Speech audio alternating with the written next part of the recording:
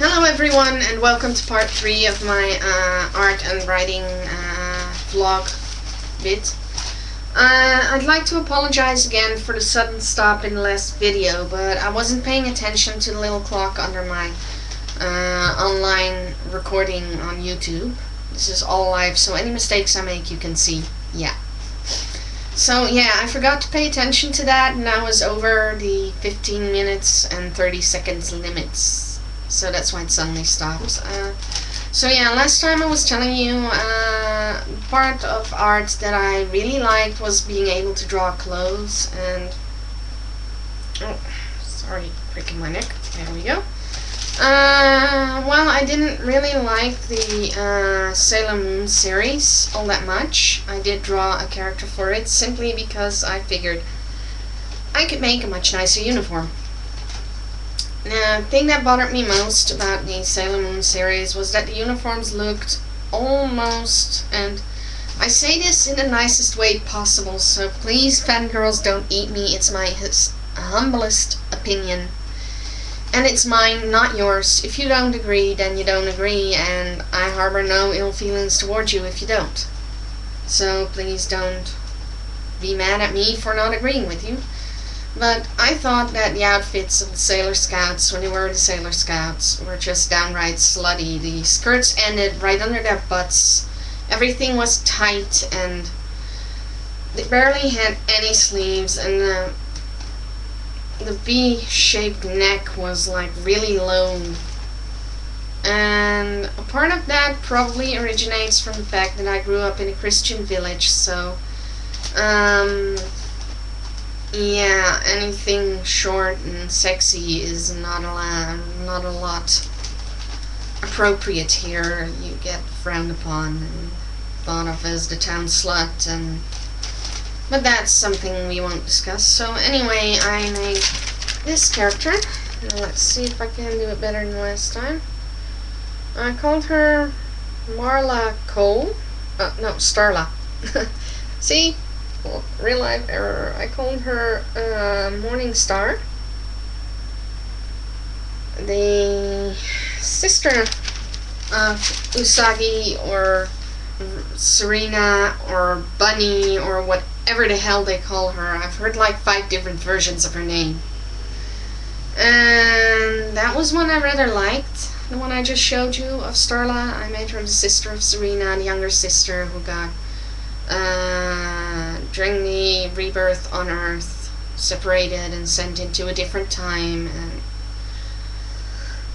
we'll go into a world of crossovers that I was just trying to see if I could do any good on that, but it never really took off on fanfiction.net, so I kind of let it go. I also made, let's see if I can make this visible, this version of her. Trying to decide on what would be a nice outfit and a nice look for her. And at the time I figured I wanted her to have a more Asian style outfit, different from the others, because she's, yeah, technically not really a Sailor Scout, but she still has certain powers, and yeah. Back then I had some really weird ideas, so yeah. I rather enjoyed drawing clothing, as I said. I also drew, let's see if I can, that's Angel Hope, a bit of a different style. Here we are. I drew this, which is for the Avatar world, which is a Fire Nation sort of dress. Sometimes I can get the poses right in my drawings, as you can see here. I'm very proud of this Zuko that I draw at work. I drew some really cute chibis of Gundam Wing and really cute chibi school outfits that I thought up myself. I rather like my Rose. Outfit. Let's see if I can get it. You can't really see it properly from here because my camera's stuck. Here we are. I gotta get up. Moment. Here we are. As you can see, when you're very proud of this one. I drew that at Abunai, the manga and anime convention here, along with that one, which is really nice and sepia-like, and I liked it. That's my Nomad girl.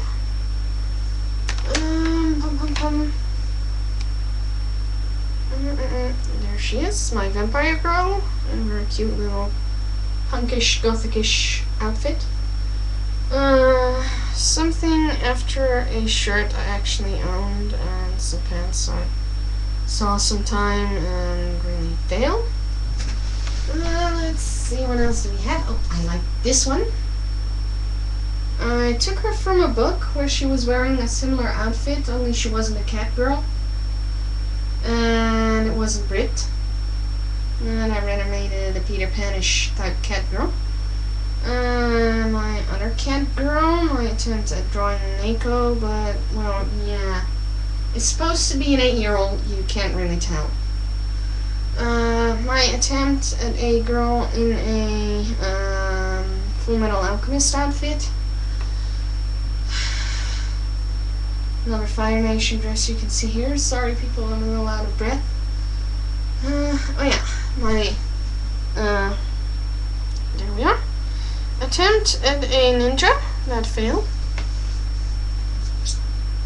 Oh, I rather liked, if I can get it in a picture. That one you can barely see it, the one above the Prince Zuko art, with the girl next to him, and right on the, for you viewing left upper corner of that photograph that you see.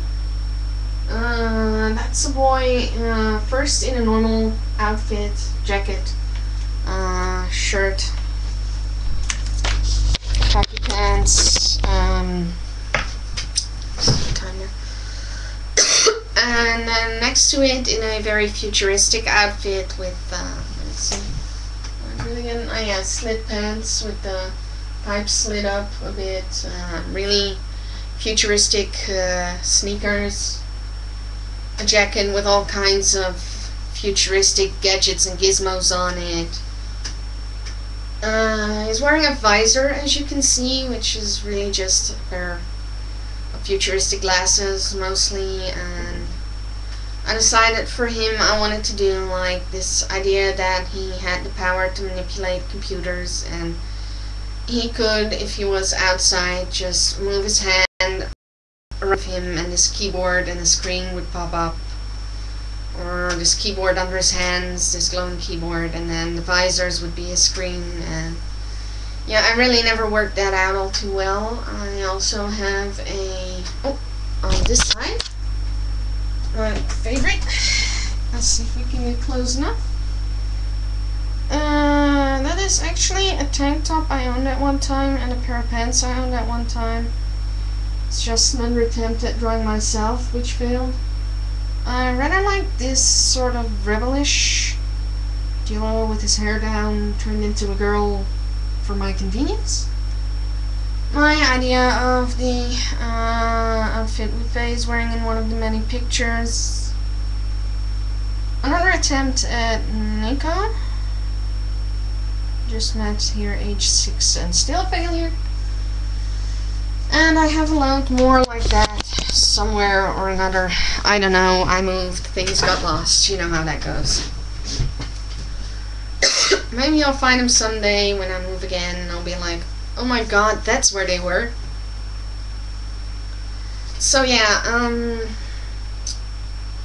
that's really a lot of the things I did in art. And to show you, mostly I liked drawing clothing because, yeah, when I was younger I was never really fashionable. Poor family, three of us at home. Me, my younger brother, and my older sister. And my younger brother has autism, ADHD, and epilepsy. And so, yeah, he's high maintenance. And especially back at the time when he was really into that really deep Nothing outside of your vision, of his vision, existed. Autism. Nowadays, he's learned to communicate like normal people do, and through my mother's hard work, he's become capable of taking a situation that involves emotions, which is something autistic people have trouble with, and turning that situation around so it's from his point of view, and in that way understand how another person would feel. And so he's doing a lot better, but back then we had little money, it wasn't going too well at Dad's work, and all the usual stuff you deal with as a kid. I had to wear the hand-me-downs from my 11 aunts and uncles' kids, or 10 actually, because one pair never had kids. Anyway, so yeah, people were always telling me in school and stuff that I wasn't fashionable and that my clothes sucked, and I looked at the things, of course, that were fashionable at the time, and I was like, well, okay, so here we have a sneaker with a V on it. And because it has that V on it, it's a Nike and it's cool. I never really understood that idea of how fashion worked, and I never really wanted to understand how fashion worked. I did rather a lot like certain types of clothing, and I didn't like certain other types. I guess that just set me apart from the others. I just wore what I liked wearing, and I didn't like wearing skin-tight jeans, and I hated with a passion having to wear dresses. I just couldn't move very well in them, and there were some other reasons that I won't go into because it doesn't concern any of you. And so yeah, in school, especially in elementary, I was really teased about that, and it was never any fun, and I rather disliked it. Let's see if I can. So, in middle school, I was mostly left to the side because I was just I was really hurt as a kid by everyone, and I didn't get along well with any of my classmates because half of them were people that tormented me when I was a kid, and so yeah, I was really just sitting back and seeing what people were gonna do about it, and yeah, that was just one of many things that made people really just hold back in trying to talk to me. They would invite me to sit over and then ignore me, and that for a part was also why I eventually would just go into the library and grab a book, because the book was more interesting than listening to them talking about how good their boyfriend kissed and whether or not they had sex yet and whether their period was already there or whether they still were not on their period, and that stuff really just didn't interest me at all. At the time I was still busy trying to figure out what the hell I was going to do with my life. And, excuse me, that was one of the books I had prepared for the next video that fell over. Which is another testimony to the fact that this is actually live recorded. So anyway, so yeah, elementary, middle school, I didn't care for what I wore or who gave a shit about it. And I got a few friends, and I really just couldn't be bothered to make any new ones because I was going to get hurt anyway. Or at least I felt that way. Then in high school, or what we consider high school, where you actually learn a job, and learn specifically for that job.